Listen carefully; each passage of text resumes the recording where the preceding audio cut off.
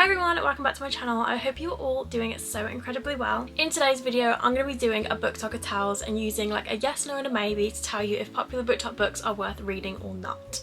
If you are a long time follower of my channel, you will know I'm a BookToker through and through. That's where my content creating journey started. So I like to think I'm quite qualified for this video. I started doing BookTok back in 2022, but I did start reading in 2018. So I was there for the prime BookTok era in like 2021 all the way up to like now. In this video though, I'm going to be sharing some more recent popular books you might have seen floating around and then some oldie book goodies. If you scroll down on my channel, I have done a similar video to this before, so I've tried to choose books that I didn't mention in that video, just in case you're an avid watcher of my content and think, why does she always talk about the same books? I would love to do a part 2 in the future with more of your recommendations. I know lots of people requested Once Upon a Broken Heart and Powerless. I still haven't read them yet, but I have got quite a few other ones that are popular on my radar. This past year, I kind of stopped reading the overly hyped books and started choosing just books I really wanted to read, but in saying that, there has been so many really popular books that popped up on my For You page and I'm like, yes, I think I will love this. I guess if I did do a part 2, I could split it into 2 types of videos, like one reading the most popular BookTok books and then rating the most popular BookTok books and telling you if they're worth it.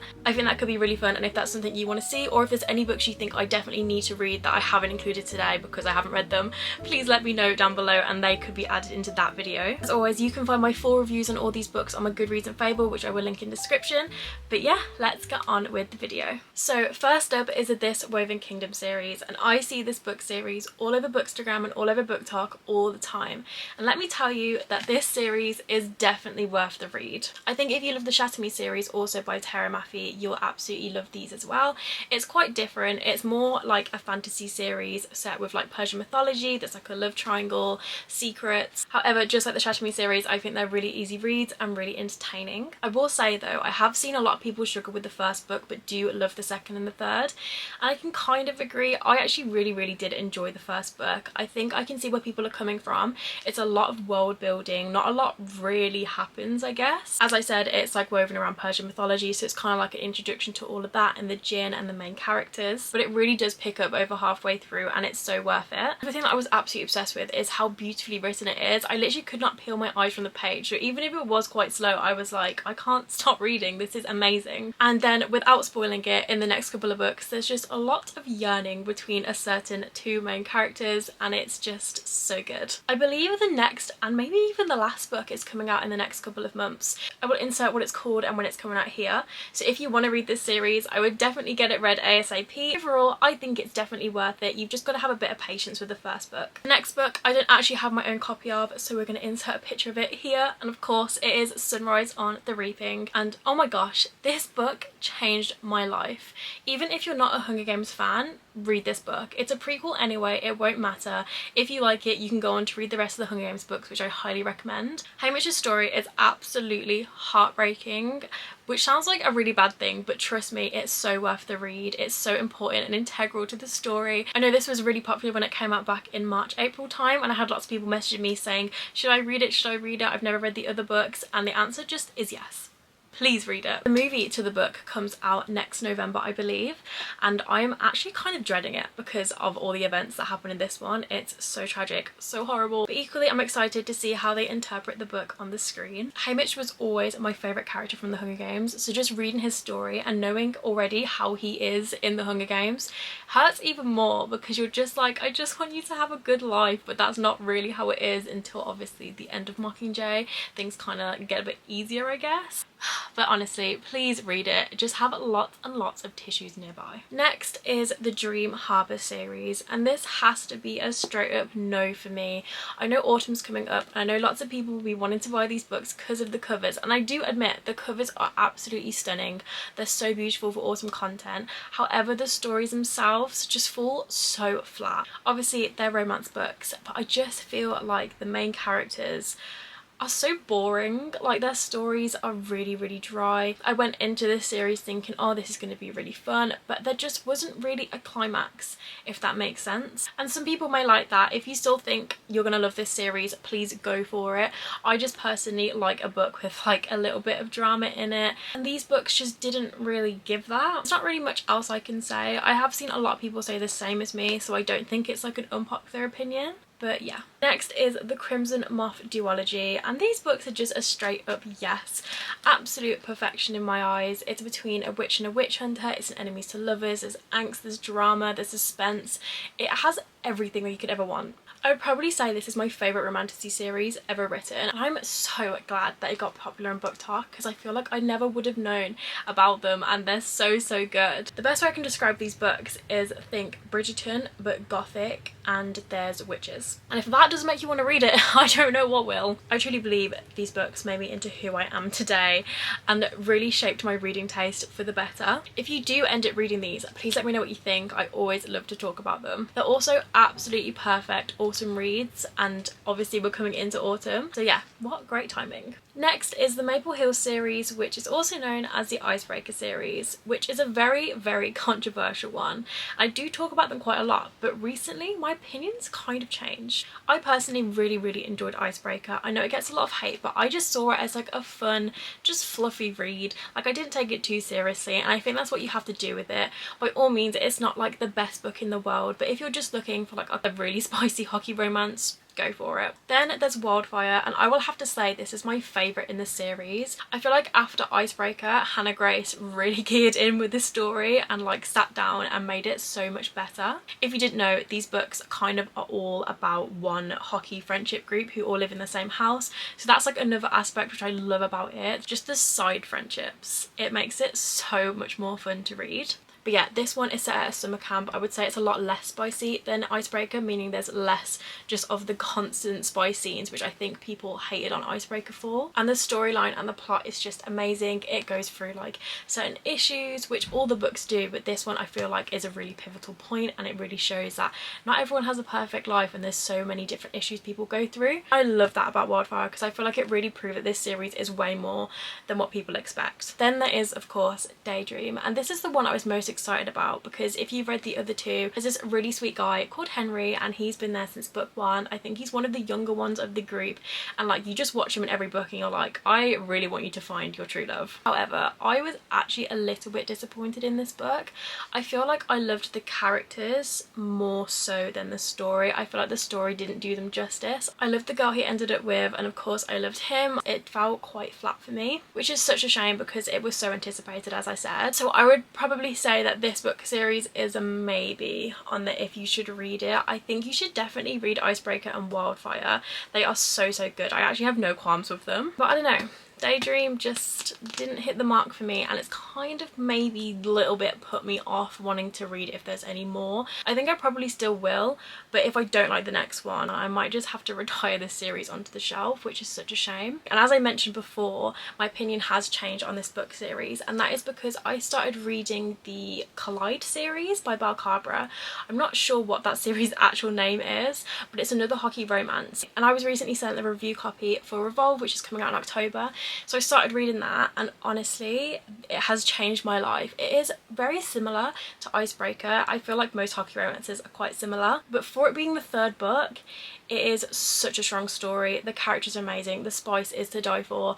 I'm really loving it, and I truly believe loving that series now has really impacted my thoughts on this one, just because I'm like, it's kind of the same thing but better. So maybe, and if you end up not liking this series or feeling a bit iffy now that I've said that, try the Collide series because that is pretty perfect at the moment. Next is If You've Been With Me, and this is a straight up yes for me, and I feel like this is another one where I could be like, that is a really controversial opinion because so many people hate on this book. If you've had this book on your radar and you're ooh and ahhing about reading it but seeing the mixed reviews, this is the best advice I can give you. This is a young adult book, and like all young adult books, it's gonna be a little bit cringy at times. I won't say it because I don't want to spoil it for anyone, but there is a certain thing that the main character does which is kind of strange. It's kind of weird, but you can ignore it if you choose to. It really doesn't impact the story. I feel like this story, as you probably already know, is absolutely devastating.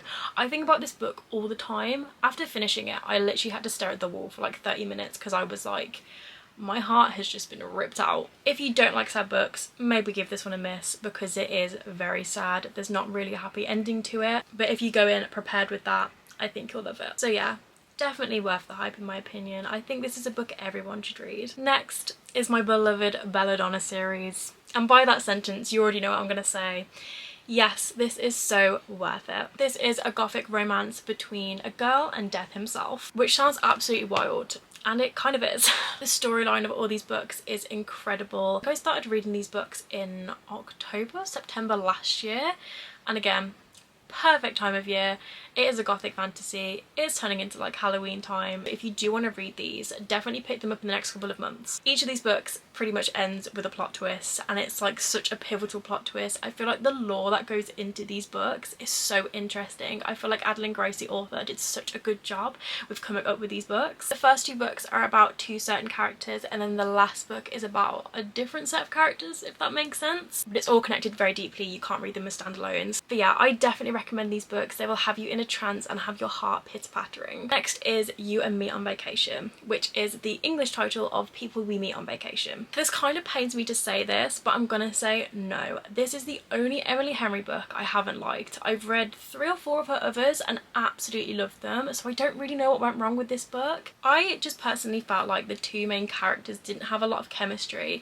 It felt so forced, and the story just felt quite flat. I felt like it's been done before. It was so basic. It's all kind of building up to this one reveal of why these two characters aren't friends anymore, and I could have guessed it. Like, I thought it was going to be something so different to the obvious, but it wasn't. You know, this is currently being made into a film, so I am looking forward to that, because I feel like maybe in the film it will portray their relationship a bit differently. Maybe they seem a bit more compatible, maybe it just translates better on a screen. But yeah, this is just a no from me. Next is Practice Makes Perfect, and this is actually the second book in the When in Rome series. I didn't know it was a part of a series when I read it, so I haven't read the other books. However, they are on my TBR and I definitely will read them. So I will be speaking for this book only, but I have no doubts that other ones are as good. But this is an immediate yes. This is one of the best romances I've read this year, and it's definitely in my top 3 romance books now. It's a fake dating between a bodyguard and a florist, which sounds really cliche, and that's what I was worried about when I first picked it up. However, the story is not cliche at all. I feel like it has so much substance to it.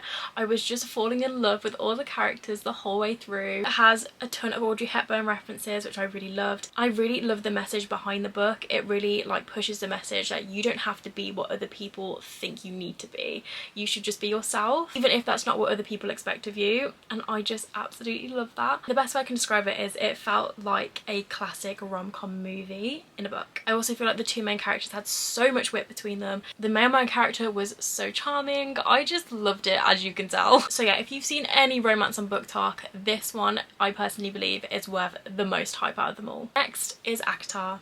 I know this is such a basic opinion of me, but honestly, I would not be adding this in if I didn't think it was this good. I don't think I've ever met anyone who doesn't like this series.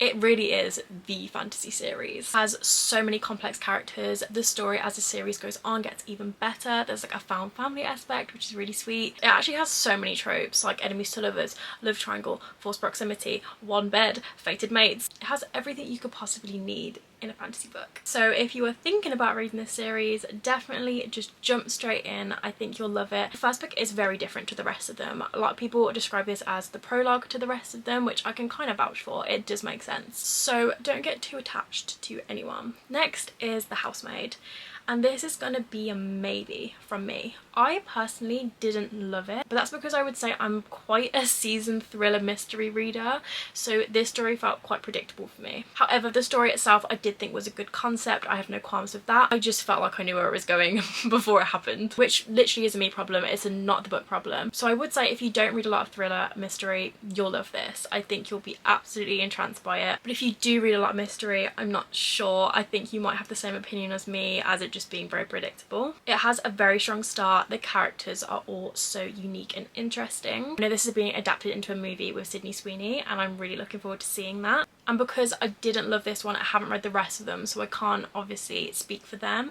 They might be a bit better than this one, I'm not sure. So yeah, this is a big maybe. It depends on you, really. Next is another beautiful, enchanting romance, and that is Better Than the Movies. This book is for the hopeless romantic girlies. I think if you are a lover of rom-coms, just sweet love, this book will be everything to you. The main character is in high school, so it's kind of like a high school romance, and it is a fake dating, and she kind of recruits this guy that she doesn't really like, so I guess she can also turn into enemies to lovers to fake date her so she can get the attention of another guy because she just wants to have her meet cute moment like in the movies. I think we could all relate to that. I feel like growing up, especially in high school, you kind of watch all these movies and you get one interpretation of what love is through the movies, and then as you get older you realise it doesn't have to be that way, and it's not always that way. So I would say if you're into soppy rom-coms, you'll love this. It's definitely worth the hype, and if not, maybe give it a miss. It is also young adult, so there is like no spice or anything like that. There's like a lot of tension in it, but it's nothing spicy. It's all just very sweet, light and fluffy. And the last book I'm going to tell you is if it's worth it or not